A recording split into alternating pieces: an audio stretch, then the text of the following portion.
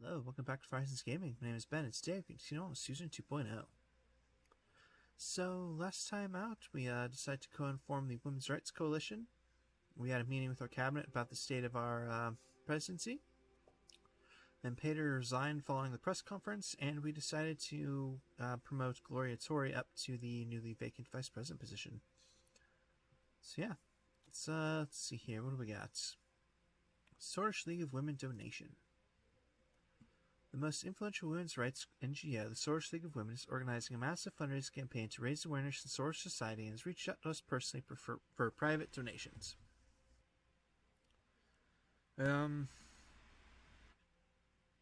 I would like to, but we only have one personal wealth, and we're going to need that later, so we're not going to donate. Hope that doesn't come back to bite us, but we need that money for later, so we're just going to roll with it.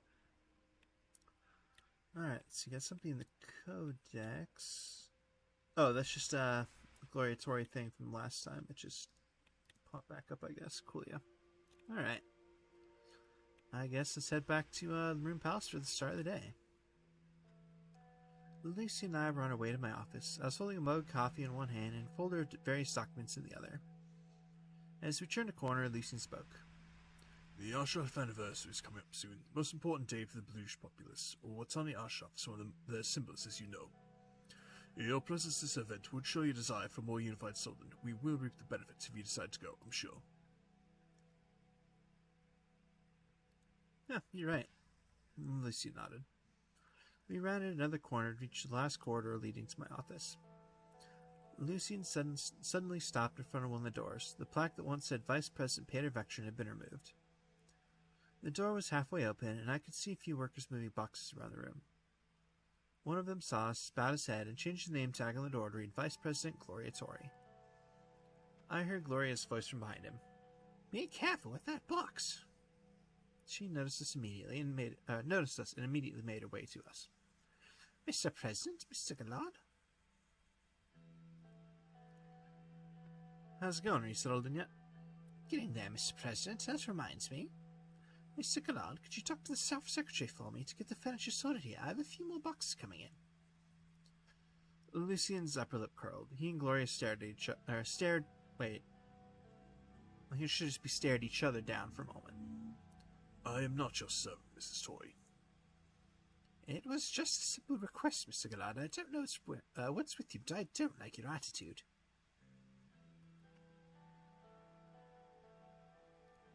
That's the job of an office secretary, Mrs. Tori, not our chief strategist. I know. As I said, it was just a simple request. I do not understand why it's becoming such a huge deal. Very well, I'll do it.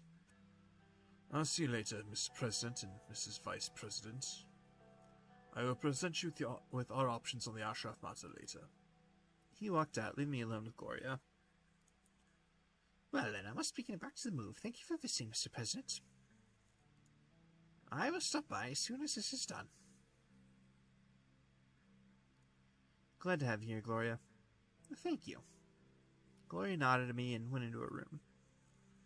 I entered my office and asked Sylvie for a second cup of coffee to wake me up. And another long day was waiting for me.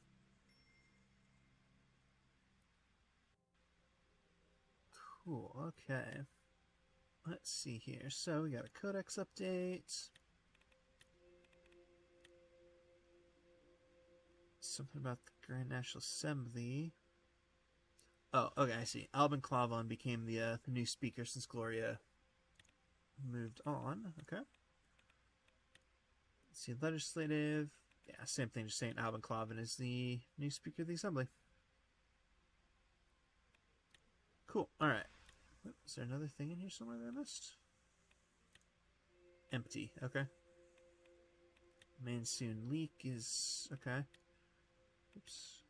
Oh, that looked new, but okay. Whatever, I guess. Not sure why it's still... whatever, I don't care. Anyway, looks like we have 2 articles here. So, first up from the Whole Sword Post, Gloria Tori rises to the task. Following the unforeseen departure of Peter Vectrin, President Reina picked Gloria Tori as his new vice president. Mrs. Tori is a well-known figure among the USP members, and she is the current leader of the conservative wing of the party. She served as the Speaker of the Grand National Assembly for many years, brings a proven track record to the table. Mrs. Tori will begin serving her post immediately in the administration. And from the Radical, Gloria Tori is the Vice President. It's official. Gloria Tori is the new Vice President of Sorlin. Out of all the candidates, we are amazed that she was the final pick of President Rain. She certainly has experience, but the dynamic between them leaves much to be desired as the two leading figures of our country. Regardless, we can say with certainty that Mrs. Tori will be a much better Vice President than Peter Vectron. Cool. Alright, so then I guess we gotta head up to Vezord for mediation of a dispute in the Gendarmerie. I arrived in the city of Vezord with my new Vice President Gloria, after receiving an emergency meeting request from Yosef and Lilius. I had seen the reports of a recent issue that rose between the Sorge police forces and the Gendarmerie units of the city. The report said that an operation against a drug trafficking gang in Vezord failed due to miscommunication. It wasn't hard to guess what this meeting was going to be about. We entered the city hall and made our way to the second floor. I could hear Yosef and Lilius' voices echoing through the hall. I opened the doors of the meeting room. The two ministers didn't even realize. This is unacceptable. How dare the police meddle in the affairs of the Gendarmerie? It was your man who started this ridiculousness and meddled with an ongoing police investigation. Their voices were getting louder and louder. Raw security is my jurisdiction. Your men were way outside of Vezord. Ministers, please stop your bickering in front of Mr. President. We will get nowhere if you continue with this behavior. Miss Vice President. Apologies, but Miss Graffia fails to understand her place.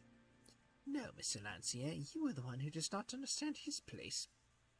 If you continue to do so, you'll pay for it one day. That's enough. Calm down, both of you. I am trying really hard to stay calm, Mr. President. Miss Graff, you're pushing your boundaries. Alright, Lilius, explain what happened. Mr. Greiser is tasked with the investigation of a drug trafficking ring in downtown Vezord. We found the evidence of a drug stash located in the outskirts of the city. We had to act quickly to put an end to the criminals we've been watching for some time. So we immediately sent our police units to catch them and find the drugs in the compound. Mr. Lancier and his Gendarmerie did not notify us that they were also moving out against the same target. As a result, criminals got away and we lost months of progress.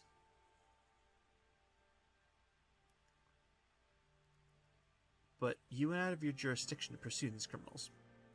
I did nothing of this sort. We followed a gang that was active in the city and the investigation was completely related to that.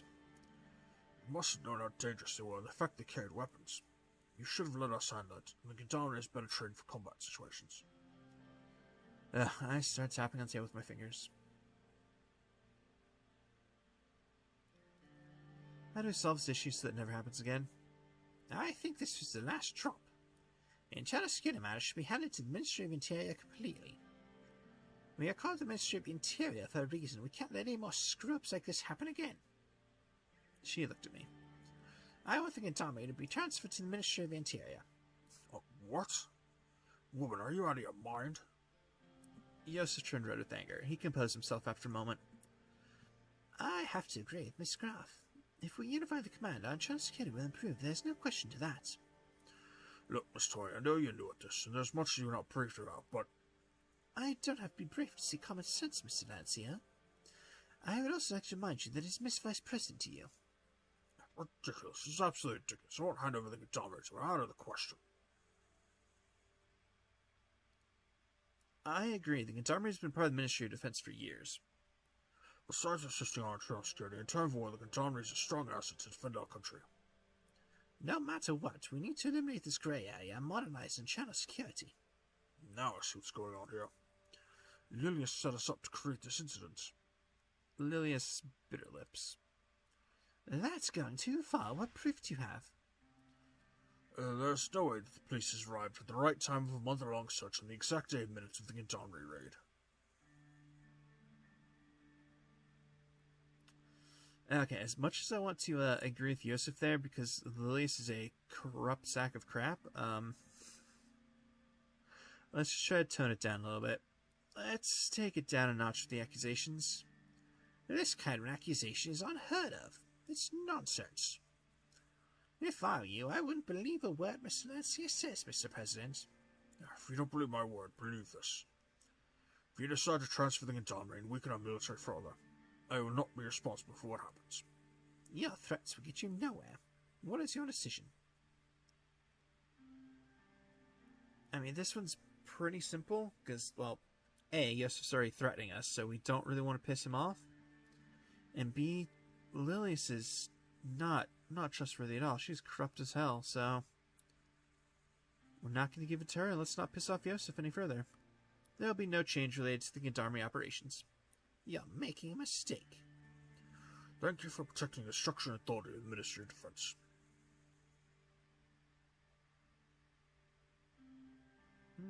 Let's see.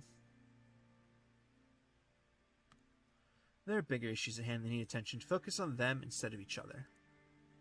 We will do our best, right, Mr. Lancia? That's right, Mrs. Graf. I left the room to attend my next scheduled meeting.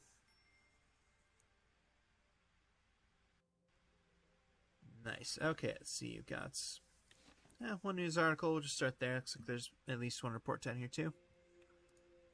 Alright, from Sordland today. Anti-Corruption Police investigates Lothar Group.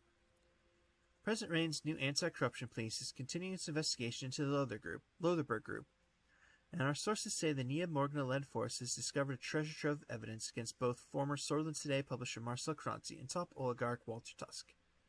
Though no arrests have been made, we can tell you that illegal weapons smuggling and drug cartel money laundering may be involved. Fantastic.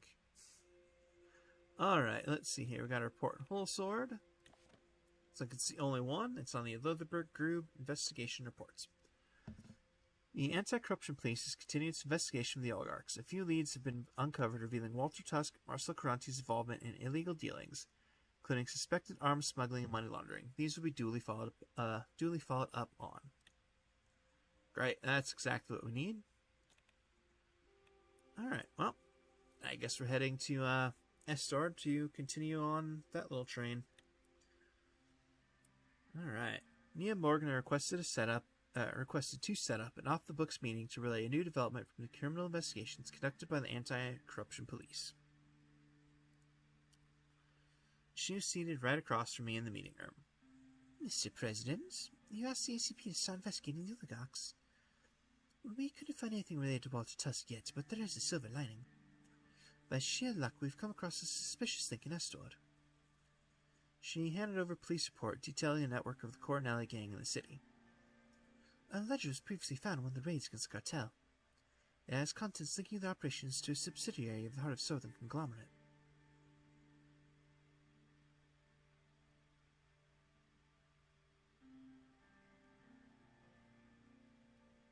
Let's go with that one. This is a very big accusation. Are you absolutely sure? The ledger contains several transactions. There is a case to pursue. At any rate, with this new evidence, our case against Mr. Karanti goes far past ACP's purview.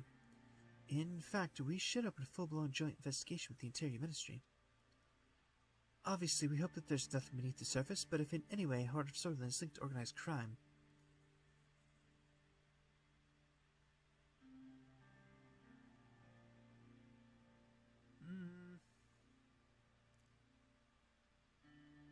Let's see, I'm not really sure what I want to do here. I mean, on the other hand, well, I don't know. Let's go with this one for the moment. Marcel Karanti is a powerful figure that wouldn't like a development like this at all. No, he wouldn't like it at all, but if he's innocent, he shouldn't care. People like him think they're above the law. We must tread carefully. There have been rumors about Mr. Karanti having ties to our government. Now, who did you hear that from? We all have our ways, Mr. President. I wouldn't be sitting here if I didn't know how to keep my ears open. So, will you allow us to open an investigation? We both locked eyes.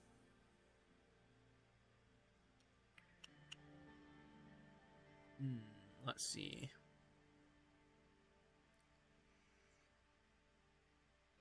Yeah, I'm honestly not 100% sure what I want to do here. Okay, so thinking about it, I mean, technically speaking, the ties to our government is us, so I don't know if I really want her to investigate just yet.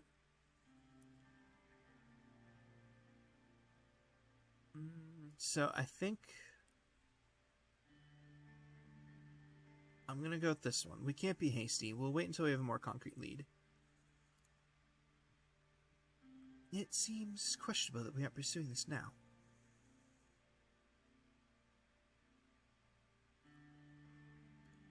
It would be even worse if we acted too hasty, and the lead should not to be a false one. You may be right, but I'd hate to find out through Mr. Chance later. Well, that's all I have for today. Thank you for your time, Mr. President.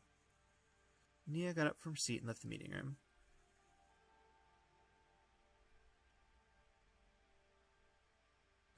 Boy, okay.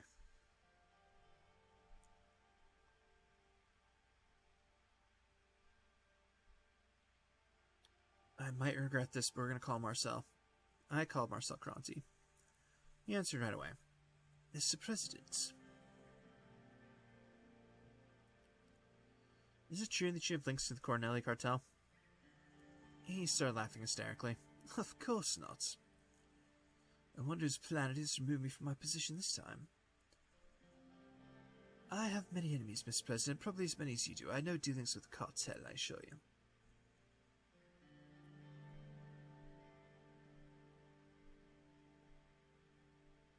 Alright, well, that's all I wanted to know. What is this about?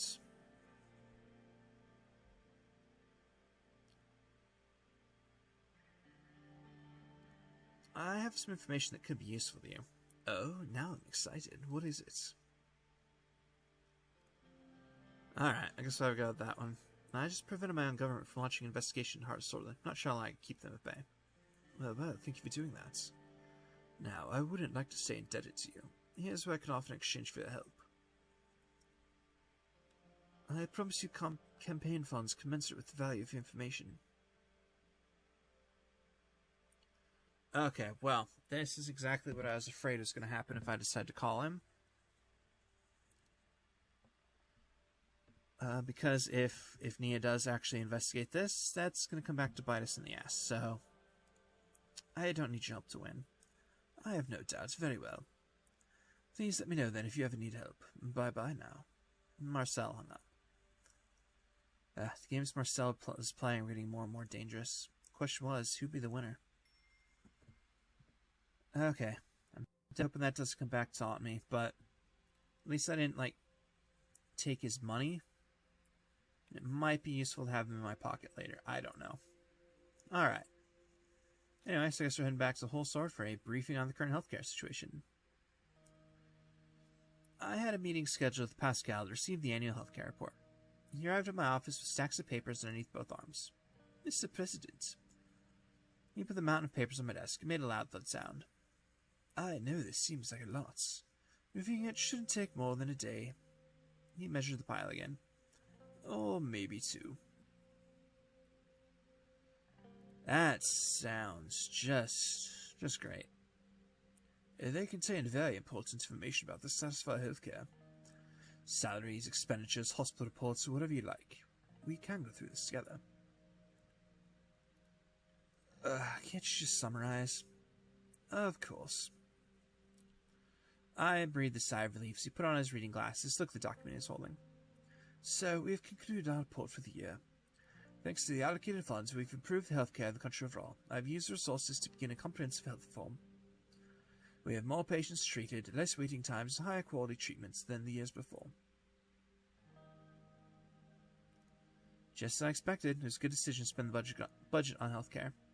I couldn't agree more. The foundations we laid so far will influence the years to come.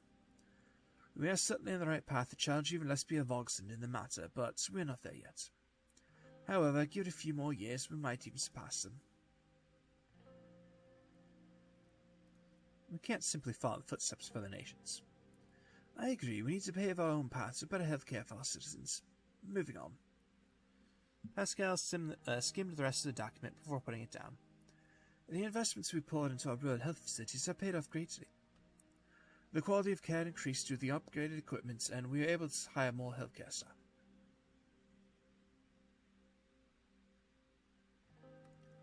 Excellent. People in the countryside deserve better health services. Yes, they've been neglected for a long time due to political reasons, not anymore. All these efforts have resulted in a clear increase of quality in health services provided to our citizens. He cleared his throat. Now that I've given you the short summary, there's a very important matter to discuss.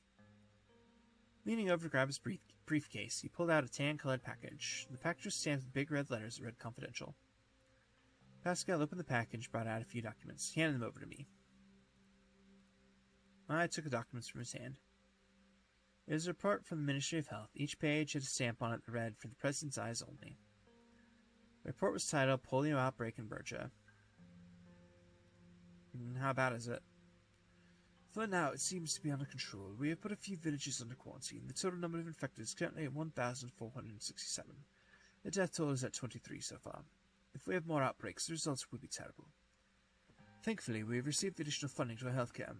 This should curb the infection ratio, although I'm afraid that even that might not be enough. This is a very serious matter, Mr. President. The lives of our citizens are at stake. I'll do whatever it takes to eliminate this threat. With that attitude, I have no doubt that we will succeed. We have done our research. There is a cure. A vaccine was recently invented in the United Kingdom, and the formula has been made available for free across the entire world.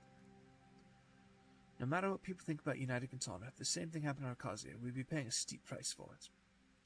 Thanks to the very good decision made by you to increase funding for our healthcare, we have the capability to produce this vaccine locally. But I'm afraid simply having vaccines won't help. We need to make sure they're administered. We need to implement a nationwide mandatory polio vaccine policy. With your order, I can immediately get to work to ensure we do whatever it takes. This might seem excessive, however, it is absolutely necessary. Well, whatever it takes to protect Sorlin, we'll do it. Excellent. Now, if you'll excuse me, I must get to work immediately. He got up from his seat. Thank you for your time, Mr. President. I got a trophy for welfare state, apparently. Coolio. He left my office, leaving me alone with a lot of paperwork to go through. Fantastic. Alright. Looked like epidemic prevented was one of the things that popped up on the side there. Let's see. Overview. Welfare. We have mandatory vaccination. And epidemic prevention measures. Epidemic prevented being a green situation. I'd hope so. Alright, we have one news article from Geopolitico. Volcanic power. Yarktralis harnesses advanced energy solutions. Yarktralis is pioneering the use of volcanic activity to power advanced technologies by employing innovative geothermal energy systems. These systems tap into the heat from the country's active volcanoes, converting it into electricity through a network of wells and heat exchangers that access geothermal reservoirs. Scientists channel the volcanic heat through geothermal plants, heating water into steam, which then drives turbines connected to generators. The implementation of closed-loop systems ensures ecological balance by cooling and returning the water to the ground. This groundbreaking approach has turned a geographical challenge into an opportunity for sustainable development, positioning Yarktralis as a global leader in renewable energy. The success of this project sets a precedent for other nations, opening doors to further exploration and development of alternative energy sources. Cool. Well, where is Yarktralis?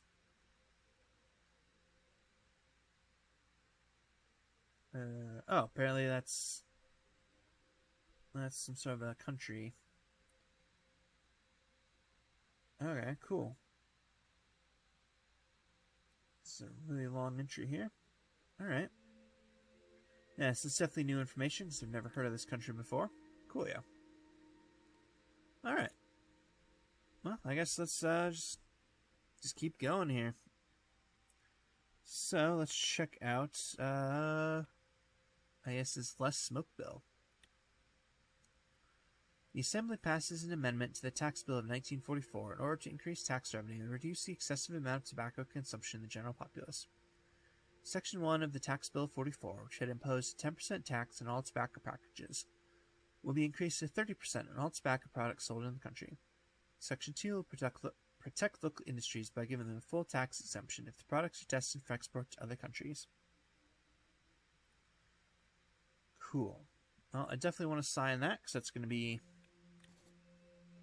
very important for reducing our budget here a little bit. Right, -2 is still not great, but it's better than it was. Okay, then we got situation here. Tobacco consumption reduced. Good. Got 2 news articles about that. So, from the Wholesale Post, time to smoke less. The administration signed the Less Smoke Bill aimed at increasing tax income for the government and to reduce the high tobacco consumption. Tobacco was recently discovered as dangerous to personal health after researchers in United Cantona published an international paper. There have been opposing voices on the increase of the pack of cigarettes, especially foreign ones that are favored by the Sorge. Cool. And from the Lockhaven Times, smokes taxed. G&A passed an amendment to the tax bill of 1944 by increasing the tax by 20% and imposing a tax exemption on local tobacco products destined for transport. President Rain signed the bill into law, which triggered a dozen complaints of working-class citizens who smoke often. Health officials around the country have praised the discouragement of tobacco with the increased taxes. There is a debate if the administration acted on this to increase taxes or to reduce public health concerns, or maybe both. It was definitely both. Coolio. Alright, then I guess, do the thing on healthcare spending here. There is a significant budget left in the Ministry of Health that we can spend on several different programs or to improve healthcare in Sordland further. Funds could be used to create a medical scholarship, build a state-of-the-art medical school, give free eye tests, or dental care. Okay. So I could either build something, not spend any money, or don't spend it and get that budget back. I think we're just going to build the school, though. That usually seems like a good option. Like, we're not doing good financially, but -2 is not that bad overall. So we're going to go and build the state-of-the-art medical school.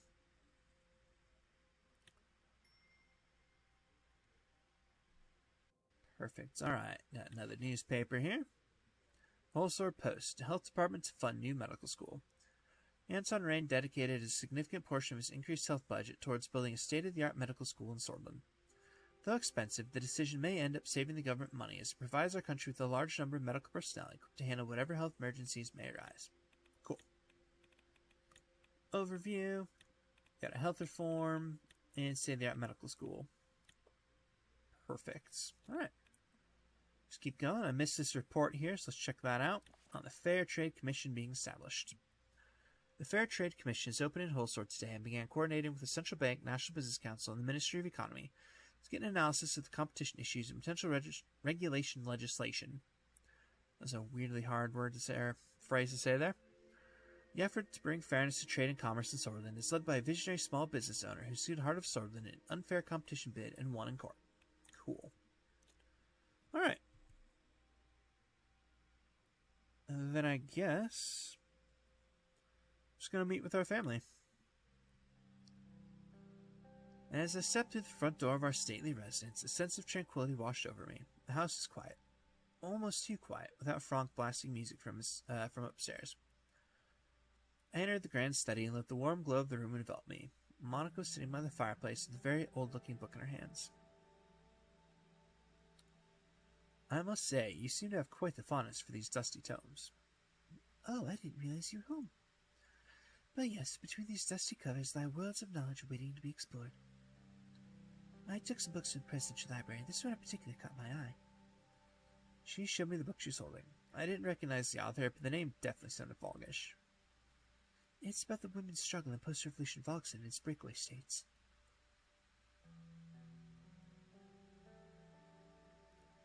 From the Presidential Library? Really? I'm surprised they keep any books about the Volgish Revolution. To be honest, I was surprised too. I was told this Tarkin Solo collected most of them. Quite unexpected, really. But anyway, is everything going well? Is everything really going well at work? Especially after everything happened with Peter.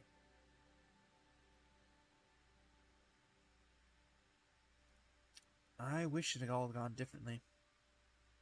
I understand, but honestly, maybe it was all for the best in the end. Thanks to you, I was just about the only woman at university who didn't go after.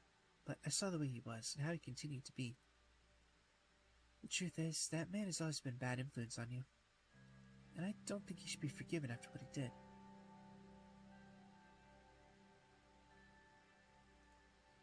I knew Peter has problems, Monica, but he is my closest friend. I don't want to badmouth him behind his back.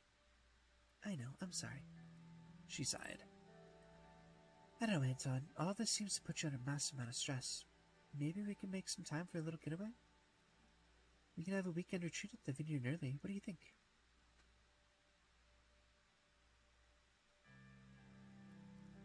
That actually sounds marvelous, Monica. Let's make the arrangements. Great. She grinned. Just then, we heard the patter of small feet approaching the study. Diana appeared by the door with a piece of folded paper clutched in her hand. Mama, Papa, my scoreboard came in.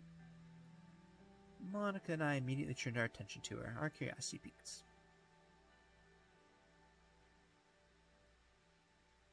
Oh no, not the dreaded report. Diana chuckled and gave the paper to me. I was so close to the top of the class. I heard a mix of pride and disappointment in her voice. I'm gonna go with this one. It's incredible, Diana. You worked hard and it shows. Diana smiled. You did great, darling. I'm so proud of you. She knelt down and gathered Diana in her arms. I know, but I still feel kind of bad.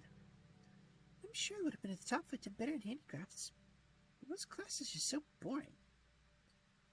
Now there's that stupid blonde boy Marcus. He never even studies, but teachers all give him higher grades than everyone else. Don't call him stupid, baby. Who is this Marcus? I told you about him, Mommy. Marcus Cloudman, the one who can't even do basic math, remember? Wait, did you say Cloven? Yes, that's his last name.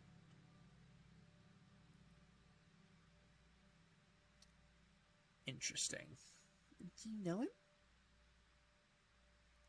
Actually, I may know his father. Really? His father came to school a couple times and shouted at the teachers.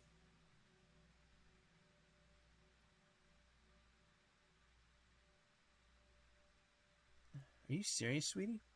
Why would I be? Isn't that the one who challenged you for USP candidacy, Anton? Why is your party still filled with men like this?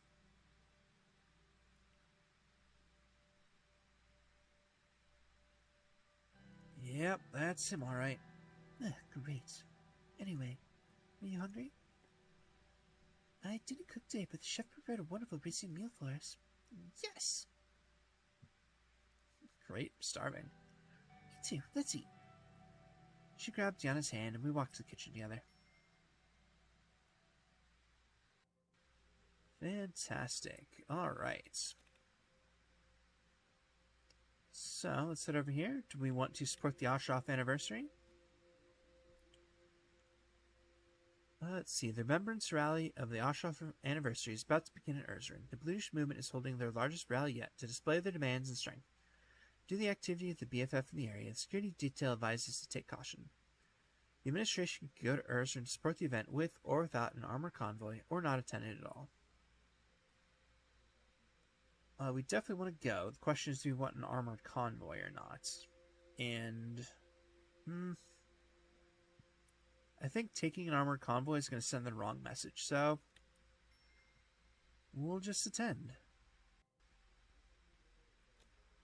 Which brings us to Solidarity for Watani Ashraf's anniversary.